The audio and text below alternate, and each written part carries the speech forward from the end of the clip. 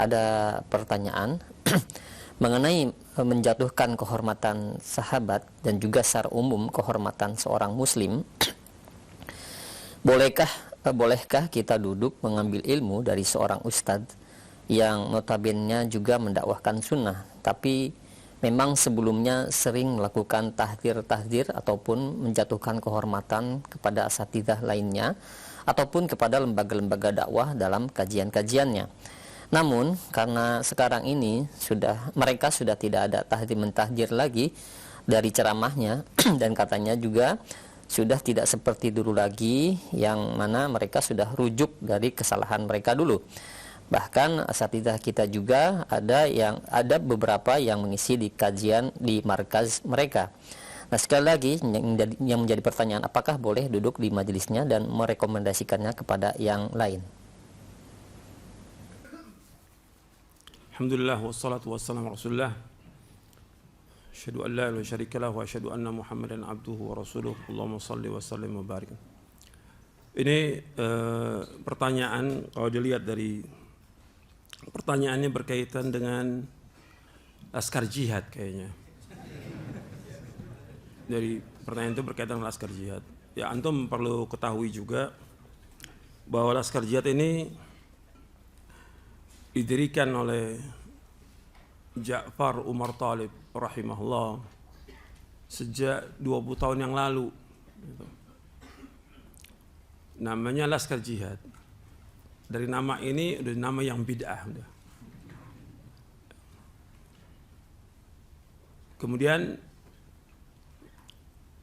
berkumpullah karena dia pengen jadi panglima gitu. Bikin laskar jihad untuk perang di mana? Ambon. Itu tahun 2000 itu. Kejadian tahun 2000. Tapi sebelumnya Ustaz Ja'far Umar Thalib ini rahimahullah sudah banyak mentahdzir semua orang. Jadi yang ada sekarang ini pasukannya yang ada ini. Gitu. Jadi sudah banyak mentahdzir. Semua orang ditahdzir, termasuk saya juga ditahdzir. Saya sahabat dekat dengan beliau dari mulai di pondok sampai keluar pondok. Sampai saya ngajar di Salatiga, Tengaran itu tahun 88 sampai tahun 92 sama beliau juga sama-sama. Sampai keluar, kemudian saya belajar di Syekh Utsaimin rahimahullah, kemudian saya pulang, saya ngajar juga di pondoknya di Jogja, Sunnah. Di antara murid-muridnya itu yang sekarang itu yang jelaskan jihad seperti Zulkarnain, Muhammad Sunusi itu tahun 94 tuh, 95 itu dulu belajar sama saya. Masih banyak lagi itu. Puluhan udah yang belajar. Tapi di situ udah mulai mentahdzir, dan saya ingatkan tentang tahdzir ini bukan baru, dari mulai di Tengaran Salatiga sampai juga di Jogja. Saya kurang lebih 2 tahun yang ngajar di sana. Sampai 96 sampai datangnya Syekh Ali Hasan rahimahullah mendamaikan, tapi terus mulai tahdzir terus sampai dirikan laskar jihad. Kalau lihat, tapi tetap menisbatkan kepada salaf ini, kelompok ini. Dan kemudian mereka bikin laskar bawa senjata, yang pertama kali demo di depan istana, ya mereka pertama kali. Bawa pedang. Pertama kali nisbat kepada salaf. Apa salaf ada yang demo kepada penguasa? Enggak ada. Ini tahun 2000. Waktu itu presidennya Abdurrahman Wahid. Ini antum perhatikan, udah demo. Kemudian berangkat ke Maluku, ke Ambon untuk jihad. Bukan jihad, gak boleh. Kemudian teman-teman waktu itu nanya kepada Syekh Muhammad bin Shalih Utsaimin rahimahullah. Kira-kira 1 bulan atau 2 bulan menjelang beliau meninggal. Karena tahun itu beliau meninggal, Syekh Utsaimin. Dikirim surat oleh Syekh bahwa ini bukan jihad, bukan, kata Syekh. Bukan jihad. Tapi ini kewajibannya ulil amri. Perselisihan yang terjadi antara orang-orang Nasrani dan umat Islam di Ambon, itu kewajibannya siapa? Penguasa. Kita bantu boleh, tapi menyatakan jihad tidak boleh. Masih belum puas, saya kemudian berangkat. Saya dengan Ustadz Abdurrahman At-Tamimi ke masyayikh untuk menanyakan apa benar ini jihad yang dimaksud, jihad Islam yang kita harus berperang. Saya berangkat ke Yordan dan juga ke Saudi Arabia untuk menanyakan kepada masyayikh dan ulama di sana. Semua jawabannya sama seperti Syekh Utsaimin rahimahullah. Saya ketemu dengan Syekh Ali Hasan rahimahullah, Syekh Salim Al-Hilali, kemudian saya ketemu dengan Syekh Abdul Muhsin Al-Abad, Syekh Rabi Al-Wad, dan yang lain banyak loh sudah saya ketemu. Menanyakan tentang masalah bahwa ini fitnah dan itu bukan jihad. Dan ini terus mereka lakukan sempat setahun atau 2 tahun begitu, kemudian pulang mereka bubar. Tapi tetap fikroh mereka kuat karena syubhat sudah masuk kan di kepalanya. Syubhat untuk mentahdir, syubhat untuk segala macam itu kuat. Makanya dikatakan oleh para ulama, syubhat kalau sudah masuk tidak akan keluar lagi. Sampai kapan? Sampai hari kiamat. Syubhat, kata para ulama, kalau sudah masuk itu nggak akan keluar sampai hari kiamat. Jadi yang ada di kepala mereka itu, yang mereka tahdir seperti saya, Ustaz Hakim dan segala macam, itu udah bagi mereka apa? Sesat sudah semua. Itu bagi mereka. Seandainya mereka bubar betul, namanya Laskar Jihad bubar, tapi tetap syubhatnya masih kuat. Ratusan orang yang jadi murid saya itu nggak pernah ketemu lagi udah. Bukan satu yang murid saya itu yang ikut Laskar Jihad, ratusan, tapi nggak pernah ketemu, nggak pernah. Kan itu udah makanan tiap hari itu, ngomongin Ustadz Yazid, Ustadz Hakim, Ustadz tiap hari itu makanan tiap hari itu digibahi, tazir. Nah sekarang kemudian katanya mereka tobat, ya urusan mereka dengan siapa? Dengan Allah. Tapi kita lihat muamalahnya nggak ketemu sama kita, tetap tahdirannya juga nggak pernah dicabut itu, nggak ketemu. Kalau tadi disebutkan bahwa dia pernah mentahdir roja kemudian enggak, kita belum bisa lihat. Sama aja seperti orang-orang yang baru hijrah, orang baru hijrah. Apa kita yakin bahwa mereka tetap istiqomah dengan hijrahnya? Kan belum seperti itu. Nggak usah diangkat, nggak usah dibanggakan, nggak usah dipuji juga, nggak usah. Urusan dia dengan Allah. Gitu. Orang-orang yang sudah belajar dengan kita, yang berjuang di medan dakwah ini banyak sudah. Gitu. Mereka biarkan aja sampai mereka. Kita mengajak mereka untuk kembali tetap, gitu. Tapi kenyataan kan nggak ada. Artinya mereka mau ketemu minta maaf nggak pernah. Mereka duduk sama kita, kok kita malah duduk sama mereka? Ini kan kebodohan, kejahilan. Mesti mereka yang datang untuk belajar kepada kita atau duduk bersama kita. Bukan kita yang datang ke tempat mereka. Ini nggak benar. Kan orang yang mengikuti pemahaman-pemahaman yang sesat atau syubhat atau yang lain, suruh mereka untuk taubat dulu. Karena secara hukum asal kan nggak boleh belajar dengan mereka. Seperti hadis Nabi SAW, inna min asyratis sa'ah ayultamasal ilmu indal asagir. Di antara tanda kiamat, yaitu orang belajar kepada siapa? Al-asagir, yaitu ahlul bidah. Kalau kita sematkan kepada mereka ahlul bidah, itu nggak zalim kita. Tidak zalim. Karena apa? Mereka juga sudah menuduh kita sebagai ahlul bidah udah puluhan tahun gitu. Kalau kita ngomong sekarang ini sekali ini, wajar dong. Karena mereka sudah menuduh kita, cuma nggak lafadznya ahlul bidah. Lafadznya apa? Sururi gitu.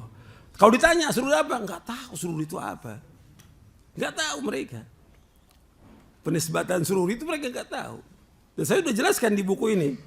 Di buku Mulia dengan Masalah ini ada penjelasan apa yang dimaksud dengan sururi. Ada di sini lengkap penjelasannya. Jadi kalau udah seperti itu mestinya jangan gampang-gampang memberikan apa? Tazkiyah. Mungkin nggak orang itu balik lagi mungkin atau tidak? Mungkin. Banyak kan orang-orang yang baru hijrah balik lagi ada nggak? Banyak. Gitu. Bagi kita nggak usah muji, apalagi nulis di Facebook. Apa manfaatnya? Apa manfaatnya? Nggak ada manfaat sama sekali. Justru nanti membuat orang ini tertipu gitu dengan ilmunya mereka. Mereka tidak rasakh dalam masalah ilmu, tidak dalam masalah ilmu. Mereka udah buat fitnah ini bukan setahun 2 tahun, berapa tahun? 20 tahun lebih. Bahkan sebelumnya dari tahun 97 itu udah bikin fitnah. Terhadap apa? Terhadap dakwah salaf. Udah merusak nama apa? Nama para dai. Mencemarkan para dai. Bukan dosa kecil, dosa besar. Merobek kehormatan seorang muslim. Itu dosa besar. Merobek. Dan ini terus dilakukan oleh mereka. Gak pernah berhenti. Terus. Kemudian juga merusak nama dakwah salaf. Pecah belah dakwah salaf ini. Antum sih gak ngalami. Ya, antum gak ngalami. Saya pelaku sejarah ini. Jadi tahu benar itu. Bagaimana sakitnya dicela, diejek, difitnah, dikucilkan oleh mereka. Karena mereka besar waktu itu. Kita 97, 98 masih kecil berapa orang. Tapi mereka besar banyak. Gitu. Tapi saya udah bilang ini bakal hancur. Karena orang yang cinta kepada kekuasaan, hubur riasa, kepemimpinan pasti akan binasa udah. Nggak lama umurnya, paling cuma berapa tahun. 2003 bubar semuanya udah. Nah terus sudah bubar, mesti kan tobat. Ya nggak ada yang datang, ratusan tuh. Yang saya bilang murid-murid saya tuh, yang ustadz, nggak ada yang datang, nggak. Tetap aja. Kenapa? Syubhat udah masuk. Yang ada di kepala mereka, ini nggak boleh ini, belajar sama ini. Akhirnya apa? Mereka rata-rata futur, nggak belajar lagi. Sebagian mereka nggak belajar lagi. Bukannya kita nggak ngajak, kita undang mereka dalam kajian-kajian, bukan enggak. Setiap saya masuk ke daerah, saya undang mereka. Oh mereka murid saya kok, atau mereka tamatan Madinah murid saya dulunya. Atau mereka belajar di Yaman juga murid saya mereka semuanya. Tapi memang mereka tidak punya adab, itu nggak punya. Gitu. Seperti yang sekarang saya bilang para dai banyak nggak punya adab itu sekarang ini. Permasalahan adab nggak punya adab sama sekali. Nggak pernah mau ketemu, nggak pernah mau datang, nggak pernah juga. Ya pasti mereka salah lah. Nggak mungkin mereka nggak bicarakan tentang dakwah kita, nggak mungkin udah. Tuduhan banyak dan tuduhannya sama seperti yang mendirikan Laskar Jihad ini tuduhan sama. Gabung dengan Asofwa, Lajnah Khairiyah, Dewan Dakwah, terakhir Sururi. Itu nggak berubah. Kalau kita tanya buktinya nggak pernah punya bukti. Mereka punya sama sekali punya bukti. Tapi yang ada cuma fitnah. Apa nggak dosa? Ya dosa dong. Dosa besar merobek kehormatan seorang muslim. Kita berdakwah untuk menegakkan tauhid, menegakkan sunnah, dituduh oleh mereka apa? Ahlul bidah. Nggak boleh belajar, nggak boleh duduk di majelisnya. Ini udah bukan setahun 2 tahun, puluhan tahun. Kok sekarang tiba-tiba ada ustadz yang ngisi di tempatnya mereka? Ini kan kebodohan, ketololan, gitu. Karena nggak tahu, gitu, gampang sekali. Dan kadang-kadang juga baru diajak makan sama mereka, udah tazkiyah. Ya Allah, benar-benar keterlaluan ini. Emang kalau kita lihat, ya tujuannya mereka untuk apa? Cuma dikasih makan, dikasih duit, tazkiyah. Ya Allah, nggak ada harganya dakwah ini. Murah. Ya seperti yang sekarang ini, seperti itu. Nggak bisa nih dakwah ini besar, ilmu ini besar. Dan sudah diusung udah puluhan tahun untuk menegakkan. Mereka bikin pecah belah umat. Mereka merusak kehormatan para dai. Mereka memfitnah dan segala macam. Mestinya disuruh mereka taubat. Bukan datang. Tetap aja orang yang kena syubhat, ente isi 10 kali, 20 kali, tetap aja nggak berubah. Kecuali dari hatinya sendiri mereka taubat kepada Allah. Justru dengan itu, nggak apa-apa, kita kan juga tahu mereka ngisi. Nggak bakal terima. Karena mereka biasanya orang-orang begitu itu, apakah kelompok itu ahlul bidah, atau takfiri, atau jamaah tahdzir. Saya dulu bilang, ini di buku saya nih yang belum ada di sini, jamaah tahdzir. Satu udah ada sih, JT, jamaah tabligh udah ada di sini, tapi tahdzir belum ada. Gitu. Mungkin nanti perlu dimasukkan juga itu, jamaah tahdzir. Karena termasuk kelompok-kelompok yang sesat dan menyesatkan kaum muslimin. Gitu. Meskipun mereka mengakui bahwa mereka mengikuti dakwah salafiyah. Jadi apa yang dilakukan oleh sebagian ustadz datang kepada sana, itu nggak benar, tidak benar. Jadi jangan datang, kita bikin pengajian di tempat kita, dia mau datang silakan. Mau datang silakan. Tapi kita datang ke tempat jangan, membesarkan dan fitnah buat dakwah salaf nantinya. Dan fitnah buat orang-orang awam. Betul kita datang. Ketika kita datang, murid kita ikut datang atau tidak? Datang. Yang baru-baru ngaji, lihat, oh ustaz ngisi situ, semua ikut kan? Kita ngisi cuma sekali, murid kita ikut kajian berapa kali? Ratusan kali. Iya tidak? Kalau akalnya waras. Gitu. Ketika kita ngisi sekali, tujuan mereka apa? Supaya murid kita yang sekian banyak ini datang ke situ. Datang betul. Udah kita ngisi cuma sekali atau 2 kali umpamanya. Tapi murid kita karena di situ ada pengajian ustadz-ustadz mereka, ikut ngaji apa tidak? Ngaji. Dapat banyak jamaah mereka. Mestinya enggak begitu. Jangan sekali-kali atau gampang-gampang memberikan tazkiyah kepada orang atau jamaah atau kelompok, jangan. Kita harus wara, takwa kepada Allah. Kita enggak tahu tentang akibat. Dan yang sekarang ini kalau kita lihat sekarang ini, para yang ada ini tidak tahu dan tidak belajar tentang fikul ma'alat. Akibatnya gimana gitu. Seperti waktu saya bicara banyak lah tentang dakwah ini, apa akibatnya? Pasti ada akibat, nggak mungkin enggak.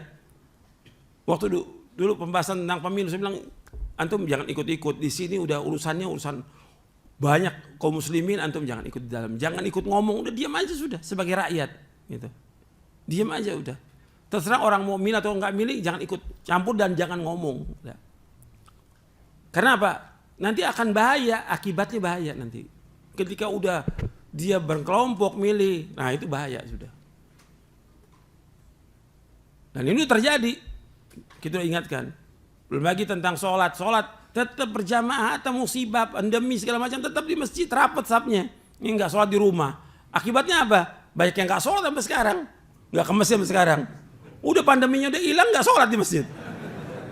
Dipegang tuh fatwanya sholat di rumah. Makanya kita harus belajar tentang fikul ma'alat. Akibatnya apa nanti? Gitu. Seperti bicara soal donasi saya berkali-kali. Karena ada fikul ma'alat. Akibatnya apa nanti? Berat akibatnya. Dan ini berat. Udah terjadi, kita harus bicara. Nggak boleh diam. Sama seperti ini. Antum datang ke tempat itu berat nanti. Akibatnya apa? Murid-murid antum akan datang ke sana. Untuk belajar kepada mereka. Antum cuma ngisi sekali 2 kali. Tapi murid antum akan belajar kepada mereka. Jadi mereka akhirnya. Jadi kelompok baru, jamaah tahdir yang baru. Generasi ke berapa ya? Keempat atau kelima nih generasinya, nggak tahu nih. Jangan, justru kita ngajak mereka untuk kembali kepada Quran wa sunnah al-fahmi salaf. Bergabung dengan kaum muslimin. Bukan kita bergabung dengan mereka juga bergabung. Karena mereka sudah memisahkan diri dari jamaah kaum muslimin. Dengan mereka demo, dengan mereka mentahdir, udah memisahkan diri. Yang justru mereka harus bergabung dengan kita, bukan kita masuk ke mereka. Jelasin sampai sini? Kalau saya mau cerita panjang ini. Masalah ini. Dan kita udah memperingatkan mereka bukan sekali 2 kali. Berkali-kali. Kepada pendirinya Ja'far Umar Thalib rahimahullah. Saya sudah ingatkan di rumahnya. Sampai semua yang ditahdir saya kumpulkan. Ya ini juga bantuan dari beberapa ikhwan di Surabaya. Kita kumpul di Tawangmangu tahun 96. Semua datang, saya, Ustadz Hakim, semua ada Ustadz. Ustadz Abu Nida, Ustadz Aun, semuanya datang itu kumpul di Tawangmangu untuk islah. Antara Ja'far dengan semuanya. Tapi nggak mau islah. Sudah tahun berikutnya lagi saya datang lagi. Nggak tahu. Tahun itu juga saya masih mengingatkan Ja'far untuk kembali gitu. Ini nggak bisa nih tahdir merusak nama dakwah, tapi nggak mau. Setelah itu karena nggak mau, saya ditahdir malah. Saya dibilang dajjal, syaiton, segala macam. Udah 100 lakop udah. Tapi dakwah tetap jalan. Kita difitnah, segala macam. Kalau udah pimpinannya ngomong begitu, muridnya ikut nggak? Oh ya ikut muridnya. Dan masih banyak murid sampai sekarang yang seperti itu. Jadi jalan aja terus dakwah. Nggak boleh kita diam dan kita harus ingatkan mereka. Tapi jangan kemudian kita gampang-gampang memberi tazkiyah. Ini merusak nama dakwah salaf ini yang seperti ini. Menyebutkan nama-nama orang yang juga di Facebook. Aduh apa? Nggak ada manfaat sama sekali. Nggak perlu. Kita juga nggak tahu tentang akibat akhirnya. Dia juga nggak tahu kan kita. Gitu. Sampaikan ilmu yang bermanfaat aja buat mereka. Untuk antum nulis di Facebook, tulis yang bermanfaat. Sekarang banyak di Facebook orang nulis yang nggak manfaat sama sekali. Antum tulis hadits, syarah hadits dari penjelasan para ulama, manfaatkan. Gitu. Daripada nulis yang segala macam yang nggak ada manfaatnya. Antum akan ditanya dari kiamat nanti tentang apa yang antum tulis nanti.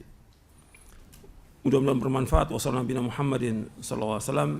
Subhanakallahumma bihamdik asyhadu an la ilaha illa anta astaghfiruka wa atubu ilaik. Assalamualaikum warahmatullahi wabarakatuh.